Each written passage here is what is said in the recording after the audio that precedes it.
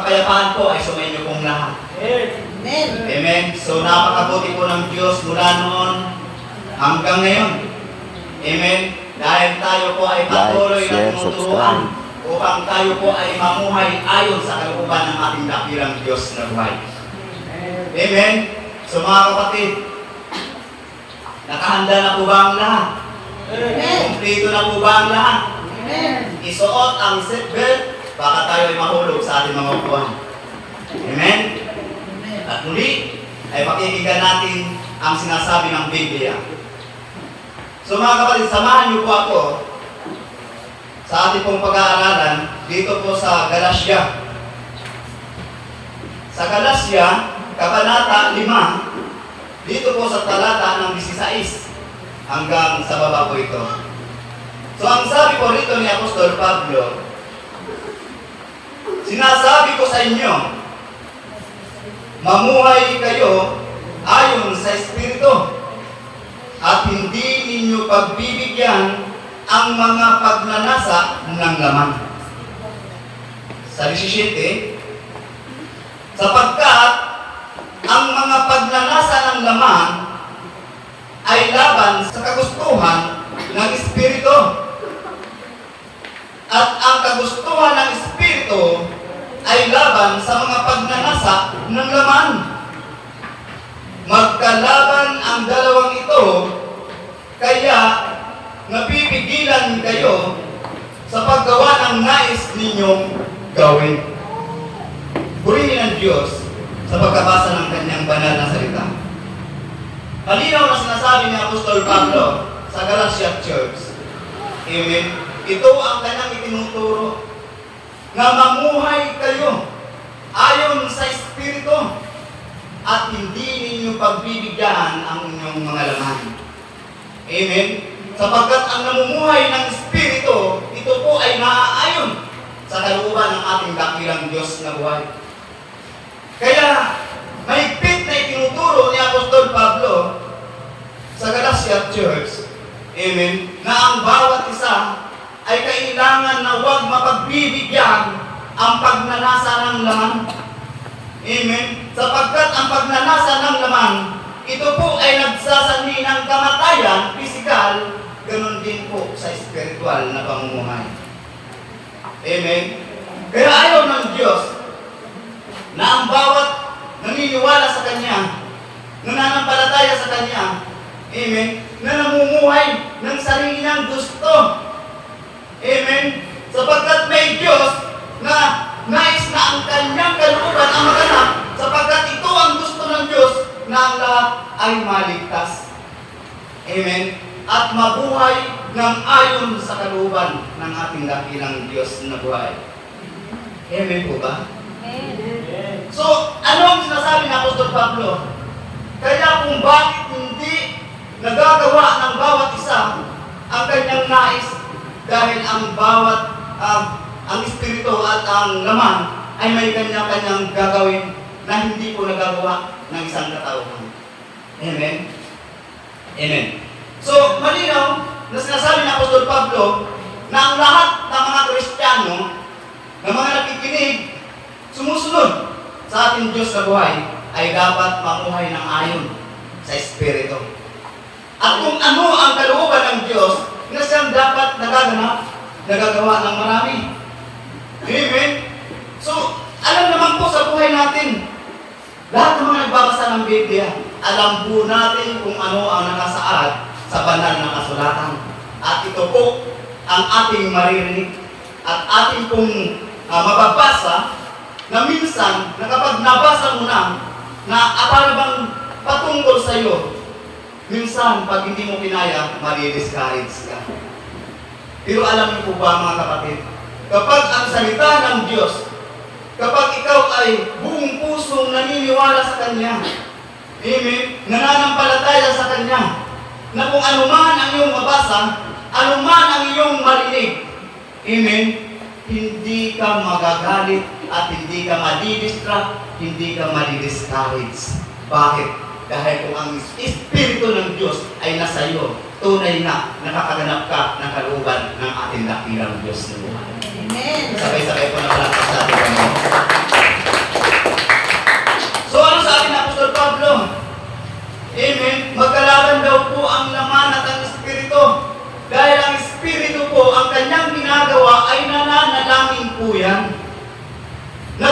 kasapuyan ng banal na kasulatan. Amen? Ang Espiritu po ay gumagawa ng kalooban ng Diyos. Kung ano ang gawain sa Jesus is my life, siya pong ginagawa ng pamilya ng Jesus is my life forever Christian Ministry. Sabay-sabay na palagpak sa Diyos. At ano po ba yung gawain ng ating simbahan? Marami po. Amen? Mayroon pong hermeneutics sa gabi ng Huwebes. At mayroon din pong prayer and fasting ng Sabado. At ito pong linggo na ating pong pagsamba sa ating Panginoon. At mayroon pong mga Bible studies. Amen? So, ibig sabihin, yan po ang Espiritu na nagmumula sa Diyos na dapat ginagawa ng maraming Kristiyano. Amen. Amen? Sapagkat ang gawa ng laman, amen, ay hindi katanggap-tanggap sa Espiritu. Amen? At yan po ay ayaw ni Apostol Pablo na gawin ng taga-Galasya. At ganoon din naman po sa buhay natin bilang pamilya ng Jesus may life. Kung pag-uusapan po natin kung ang tao ay hindi perfecto, tama po kayo. Dahil nasusulat naman sa Roma, walang matuwid, wala kahit isa. Pero gagawin na po ba natin lisensya yun? Upang tayo ay hindi maging ganap? Huwag mga kapatid. Dahil hindi po natin pwedeng gawin lisensya yun sapagkat nasusulat sa Mateo 5:48. Kaya nga, maging ganap kayo gaya ng inyong Ama na nasa langit. Ibig sabihin, kung walang perfect ngayon, nagkakamali ka at nagkakasala ka, dahil nakasulat naman sa Biblia, may panahon pa para magbalik loob sa ating Diyos na buhay. Amen. Yan po ang katotohanan. Hindi po dapat na ang isang tao, amen, na nakakagawa ng mali, amen, at iisipin niya na ayaw ko nang magsimba. Baka pag-uusapan lang ako nila. Huwag, pero hindi na ako magsisimba dahil ang aking pagkakamali, amen, baka hindi nila matanggap at ano pa ang masabi nila sa akin. Huwag na huwag kong ganun ang katwiran mga kapatid. Dahil yung pong mga pangangatwiran laban sa Espiritu. Amen? Dapat ang isang tao kapag nagkakamali, di mas lalo pang lumalapit sa ating Diyos. Dahil ang Diyos, kailanman ay hindi ka pagsasalitaan na hindi mo gusto. Amen? Kung ang tao naririnig mo, amen, na hindi mo gusto ang kanyang sinasabi, hayaan mo lang, tao lang yan. Isipin mo, may Diyos na magsasabi sa iyo, kapag ikaw ay nagbalik loob sa akin, hindi ko ipararanas sa iyo ang pinaranas ko sa iyo ng mga sakit, ng mga salot. Sinabi na po yan sa lumang tipan. Amen? So, ibig sabihin, mga kapatid ko, dapat sa buhay natin bilang Kristiyano, kung ano yung naayon sa Espiritu, yun po ang ating gagawin. Amen? Yun nga po, sinabi ko na po kanina, wala pong matuwid. Amen? So hindi ibig sabihin, dahil hindi ka matuwid at hindi rin ako matuwid, kapag nagkakamali, ay hindi na ako papasok sa simbahan at sasamahan ko ang aking mga kapatid sa pananampalataya. Ganun po ba? Hindi po dapat mga ganun kapatid. Amen? Sa halip, na kapag ikaw ay nakataranas ng mga bagay-bagay, na minsan na nadidistract ka sa buhay mo, amen, na-i-stress ka, huwag mong tigilan sa pagsunod sa ating Diyos sa buhay. Dahil ang Diyos ang magpapalaya sa bawat sinumang mayroong daladala sa damdamin, sa ating puso, sa ating buhay. Amen. Ang Diyos lang po. Amen. Pangalawa na lang ang tao, gagamitin ng Diyos instrumento para maibsan ang iyong mga nararamdaman. Mayroong magsasalita, mayroong magpapayo. Amen. Kaloob ng Diyos. Kaya kapag narinig mo ang payo para sa iyo, pakinggan mo kapatid. Amen. So ang sabi po dito ni Apostol Pablo, kung pinapatubayan kayo ng Espiritu, wala na kayo sa ilalim ng kautusan. Amen? Ganito po yung mga kapatid. Kapag ang isang Kristiyano na pinapatubayan ng banal na Espiritu, amen, na kahit saan kang lugar naroroon, amen, pinapatubayan ka ng Espiritu, ginagawa mo yung kalooban ng Diyos. Mas ibig sabihin mga kapatid ko, kapag nagkaganon, wala ka na sa ilalim ilalim ng kautusan. Ibig sabihin po ba, ang kautusan ay hindi na po natin pwedeng tangkilikin, balikan, sundin. Hindi po pinawawalang bisa ang kautusan, mga kapatid. Amen. Bagkos ay lalo pa itong pinalalaganap. Amen. Ito ay pinapaalam sa maraming tao upang nang sa gayon ay magkaroon ng idea ang marami kung paano nga ba mamuhay ng ayon sa Espiritu. Amen. So, kapag tayo raw po, taga-Jesus may life. Amen. Na pinapatubayan ng Espiritu, wala na raw po tayo sa kautusan. Tama po ba sinasabi ng Biblia o mali? Tama po ang sinasabi ng Biblia.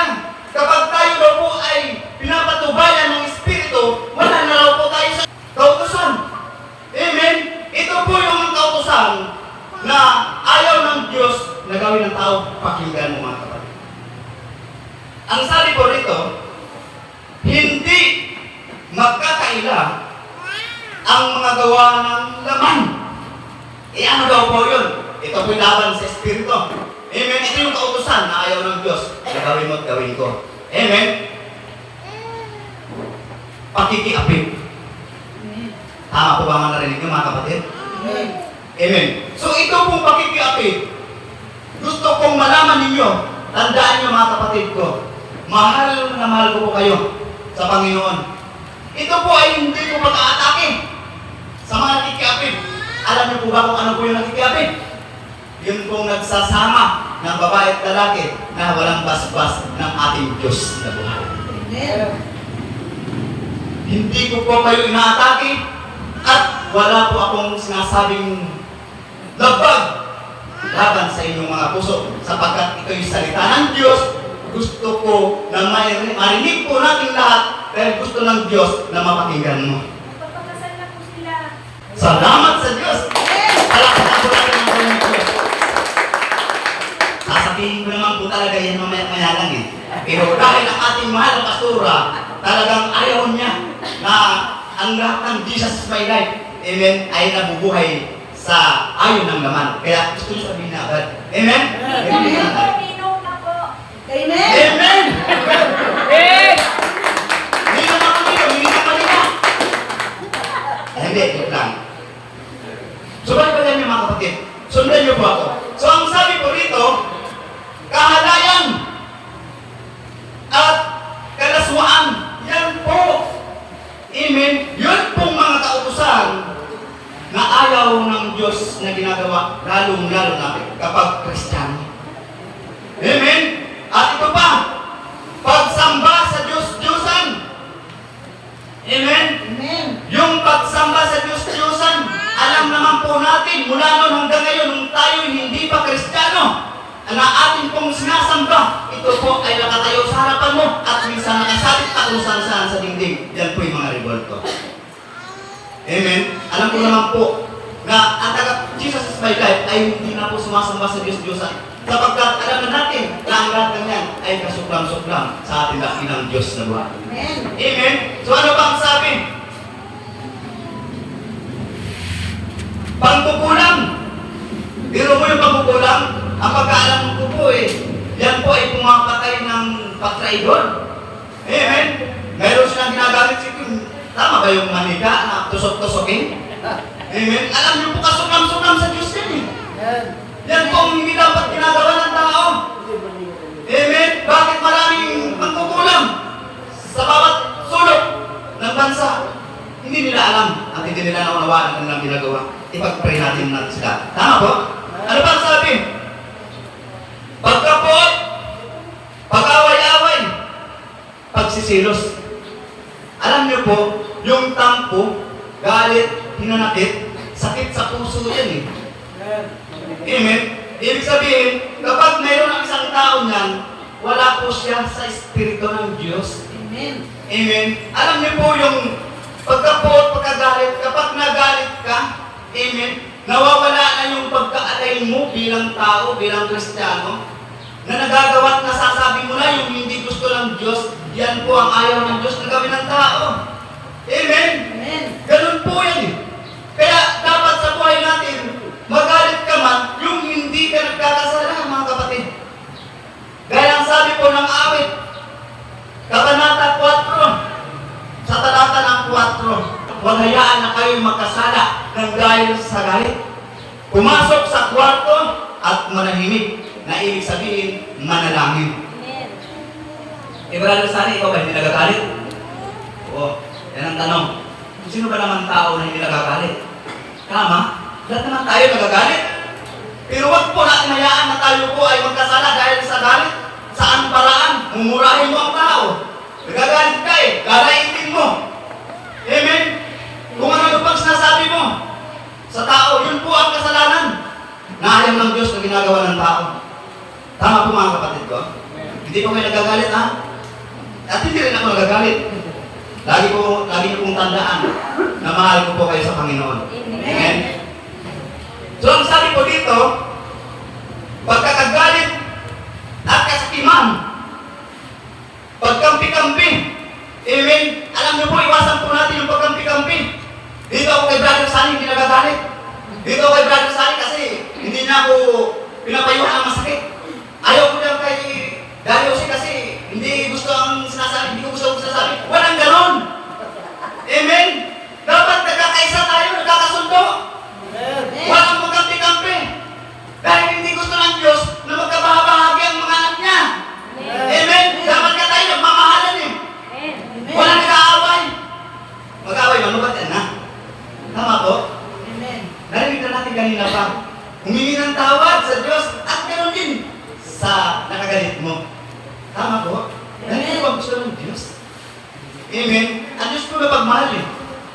Eh ang Diyos ba hindi nagagalit? Nagagalit din ang Diyos eh. Pero banal eh. Siya kung magalit. Pero ang tao, pinapapatay na kapwa niya eh. Hindi ganun. Amen? Isipin po natin, ang Diyos po ay mabuti. Makatarungan ng Diyos. Wala siyang kinakampihan, walang kinikilingan. Amen? Totoong kanyang trabaho. Amen? Ang mailigtas ng maraming tao. Sabay-sabay na nakakatawa ng Panginoon. At ano pa ang sabi niya? Ito na po yun. Pagkabahagi, pagkaingit, pagpatay, paglalasing. Ay, kasama pang paglalasing.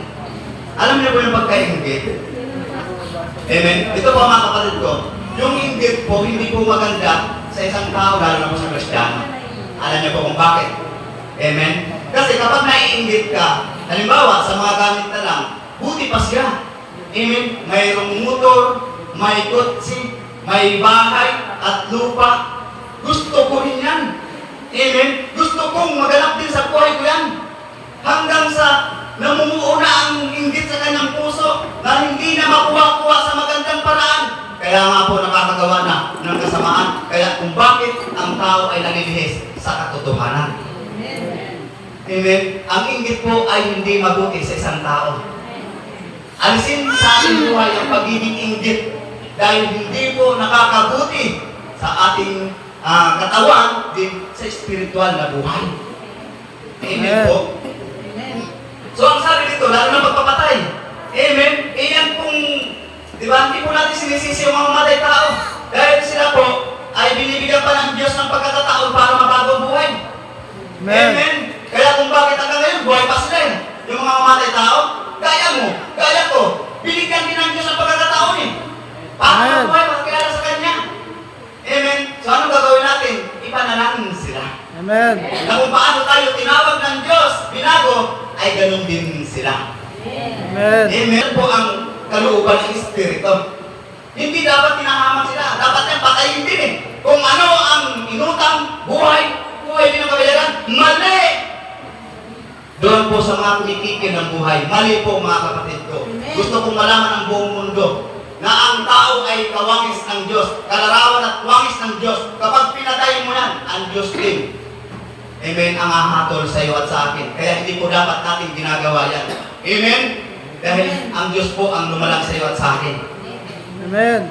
So ano pa ang sinasabi? Alam niyo po, napakabuti ng Diyos sa buhay natin eh. Alam niyo po akong lasinggiro noon, sinong hindi nakakaalam? Lasinggiro po ako noon eh. Amen? Talagang umiinom ako kahit walang tubig. Gin, iniinom ko yan kahit walang tubig eh. Napakayabang ko.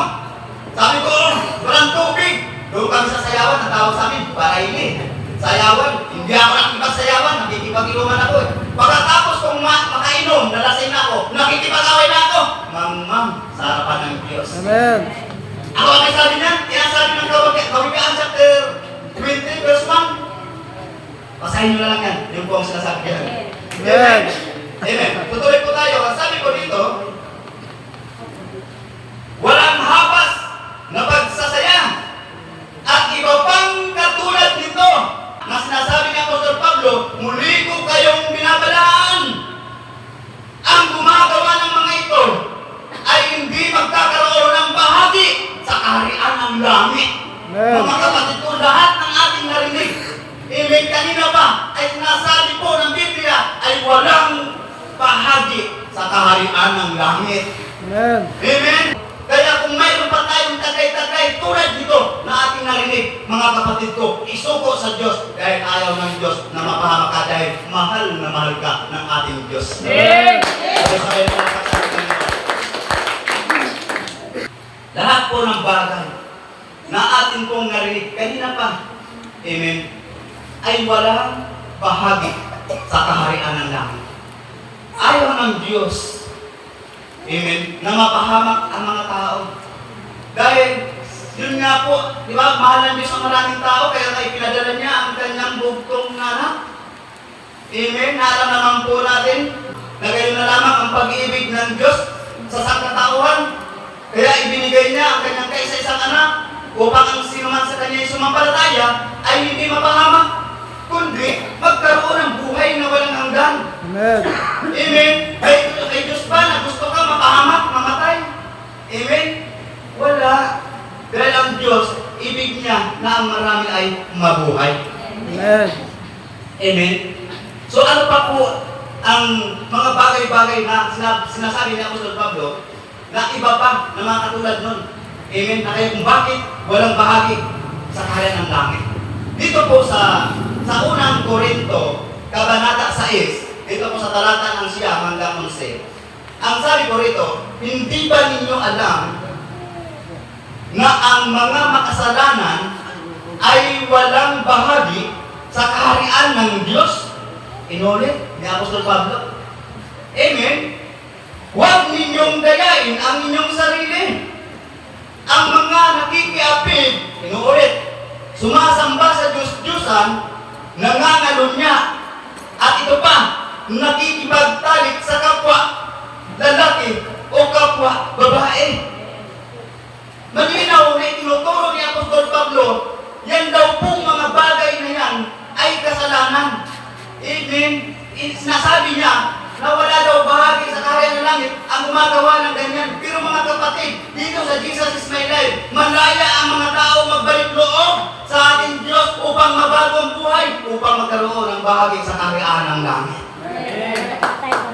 Palit, sabay-sabay na palakpakan ng Panginoon. Mga kapatid, inaatake ko ba ang gumagawa nito? Hindi po. Bagkus, pinapaalam po natin ang katotohanan upang magkaroon ng idea ang bawat isa na ang paraan upang makalaya sa ganong sitwasyon ng buhay ay ang pagsisi at pagkalikod at pagkalikod sa ating dakilang Diyos na buhay. Sabi-sabi ko palakpak sa Panginoon. Diyos ako, amen, tao lamang. Ang palakpak po ay lagi sa Diyos. Amen. Kaya kung papalakpak tayo, sabay-sabay, palakpak na lang sa ating Panginoon. Dahil Diyos po. Amen? Tuloy po tayo. So ang sabi ko rito, nagnanakaw. Isa pa yan sa na ayaw ng Diyos, no? Kasi nawawala ng bahagi ang bawat nagnanakaw. So anong dapat gawin natin tigilan kung mayroon pang nagnanakaw? Amen, lalo-lalo na sa ikapo. Ayaw nila pakinggan ng ikapo eh. Amen, lalo na sa pagbibigay ng Diyos. Amen. Ayaw na naman nilang marinig na nagnanakaw ang isang tao dahil sa ganyan. Pero mga kapatid ko, malinaw po na sinasabi ng Biblia. Amen? Lalo na sa mga nagbabasa ng Biblia, alam na po natin yan. So, sa buhay natin, sa puso natin, ang Diyos, amen, ang dapat masunod sa ating mga buhay. Ang salita ng Panginoon, yun po ang dapat na nagaganap. Amen? Na ihahayag. Tama po. Amen. Amen? So, ang sabi ko dito, ganyan ang ilan sa inyo noon. So, ibig sabihin pala, Ginagawa pala natin yan noon. Sino bang hindi nagnanakaw dito? Noon. Noon ha? O aminin ko sa inyo, ako nagnanakaw din eh. Eh anong ginanakaw ko? Alam niyo yung panahon sa amin, ang trabaho ko doon, ang hanap buhay po namin, ay ang pagmimina. Delikado po yun. Amen? Dahil tunnel po yun. Minsan pumapasok kami sa 700 feet. 700. Gano'ng kalalim yun? Delikado po yun. So, minsan, mayroon silang butas. So, yung butas na yun, doon po kami kumukuha ng bato. Yung bato po, doon po kumakapit ang ginto. Ganun po sa amin, hinihina po yung ginigiling ng bato. Gigilingin po, pulbusin yan at lalagyan niya ng mercury. Namumuhuli ng ginto, doon kumakapit eh. Yung mercury na pag nalagdag, mag-iwalay, pagsamahin mo, nagbubuo rin. Amen? Ituloy ko po kung mali. So, mayroon pong may-ari ng butas na kung saan na malapit ang mag-high grade. Malapit na silang makakuha ng mga dito marami. So, kami naman, nag-grow po kami.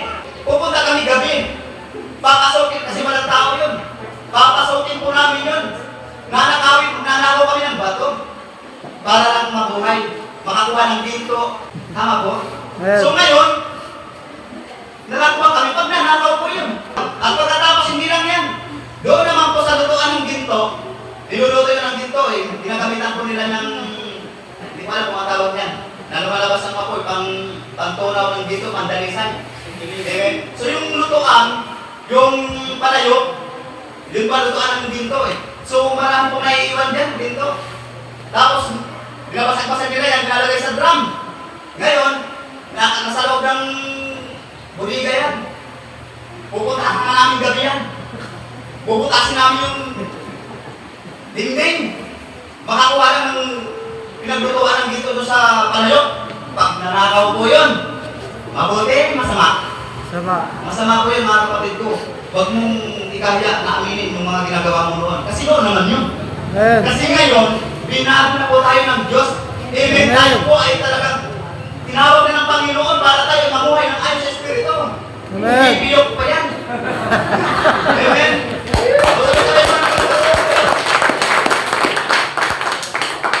So, ibig sabihin, ayaw ng Diyos na ang maraming tao ay nabubuhay sa kamalian. Dahil gusto ng Diyos na ang tao ay mabuhay sa katotohanan, sa tama. Amen. Dahil ang requirements ng Diyos para tayo po ay makapasok sa kaharian ng langit, amen, ay mapagsisihan ang lahat ng kasalanan at magbagong buhay. Sumampalataya, sumunod, amen, at tayo po ay magpakumbaba sa ating Diyos na buhay. Amen. So ano pa ang sinasabi dito? So bakit? Sinabi na yung Apostol Pablo, nilinis na kayo sa inyong mga kasalanan at ginawa na kayong banal ng Diyos. So ibig sabihin mga kapatid, sa pamamagitan po ng ating pong pagsunod ngayon, sa panahon ngayon, sa ating pananampalataya sa ating Panginoon, amen, napagsisihan ang mga kasalanan, natalikuran na, nakapagpaligog na tayo sa Diyos. At sabi ng Biblia, nilinis na raw po tayo. Amen. Kaya tayo po ay pinabanal ng Diyos. Amen. Kapag tayo po ay pinabanal ng Diyos, sisikapin naman natin na hindi na bumabalikan ang mga mali nating ginagawa noon. Amen. Sabay-sabay sa palakpakan. At sinabi pa niya, ni Apostol Pablo, pinawalang sala na kayo sa pangalan ng Panginoong Jesucristo at sa pamamagitan ng Espiritu ng ating Diyos na buhay. Amen. Napawalang sala na po tayo. Buhat ng tayo po'y bumabalik loob sa Diyos, sumampalataya at gumagawa sa nais ng Panginoon. Pinatawad na po tayo. Buhat ng tayo po ay nagbigkas ng ating mga kasalanan at hiningi ng tawad sa ating Diyos na buhay. Tandaan niyo po mga kapatid, pinatawad na po tayo ng Diyos sa pamamagitan po ng ating Panginoong Kristo na tinanggap mo, tinanggap ko sa ating mga buhay. Amen. So ano ang dapat gawin ng maraming tao? Lalo-lalo na sa pamilya ng Jesus may life. Bawat isa sa atin dapat nabubuhay. Amen. Sa pananampalataya, sa pagsunod sa kalooban ng Diyos, mabuhay sa pananalangin. Amen. Dahil alam naman po natin na ang ating Espiritu nakahanda. Nakahanda po ang ating Espiritu. Ang ating naman, paano naman? Na laging mahina. Kaya nga po dapat ang tao, lalo na ang Kristiyano, nabubuhay sa pagbasa ng Biblia at pananalangin. Amen. Kaya ito po ang sinasabi ng ating Panginoon. Ang Panginoong Jesucristo po may sabi nito. Ito po sa Mateo, Kabanata 26 sa talata po ng 41. Magbantay kayo at manalangin. Ano sabi? Magbantay kayo at manalangin. Bakit daw po? Upang huwag kayong madaig ng tukso. Yan po ang paraan upang hindi madaig ng tukso. At ang sabi, ang espiritu ay nakahanda, ngunit ang laman ay mahina. Amen. Amen. Tingnan niyo po mga kapatid. Ang laman minsan kapag nagtatrabaho ka, pagod na pagod ka talaga. Grabe. Pagdating mo ng bahay, grabe pagod mo, masakit ang balikat, ibraryosanin, nagbubuhat ng tubig, nagmamaliho, nauulan na, naaarawan, grabe kapagod mga kapatid. Pagod na pagod. Naranasan niyo po yun? Amen. Napapagod kayo? Nagpapala kayo ng lupa.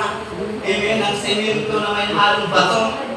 Pagod na pagod talaga. Kahit nasa opisina ka dyan, nakaupo ka, bulpin hawak mo, ang mata mo, pagod na pagod dyan sa kakatitigil ka sa laptop, kuha mo ng computer man yan. Amen. Amen. Kahit kinakaupo ka lang eh. Amen. Nanonood ka na kung ano-ano pa napapanood mo sa cellphone. Mapapagod ka pa eh.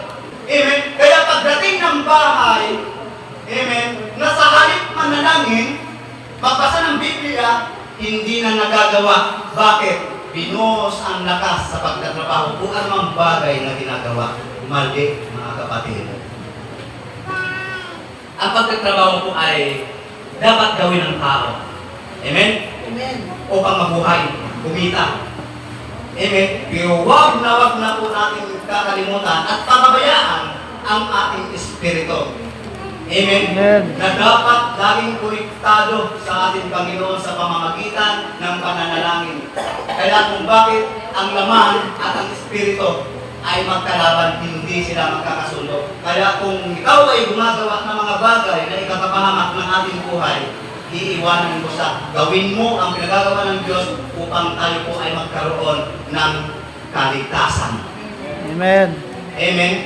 Kaya kung ano ang gagawin mo sa buhay nito, manalangin ka. Ilapit mo sa Diyos ang lahat ng bagay. Amen? At pagkatapos ipagkatiwala ang lahat ng ito at mamuhay ka ng ayon sa Espiritu. Amen. Nasusundan po ba natin mga kapatid? Amen. Hindi po ba malabo? Kung malabo po, unawain nyo na lang. Sapagkat ang abang lingkod ninyo ay talagang nagsisigap lang din naman makasunod sa karuban ng ating dakilang Diyos na buhay. Amen. Sabay-sabay. At muli, nawa ay mayroon po tayong natutunan. Amen. Sabay-sabay po tayong magsisikap na gawin. Ayon sa Espiritu, pagsisikapan po natin gawin sapagkat yun po ang kalooban ng ating dakilang Diyos ng buhay. Kaya ang lahat po ay nanyahang tumayo at tayo po ay aawit sa ating dakilang Diyos ng buhay.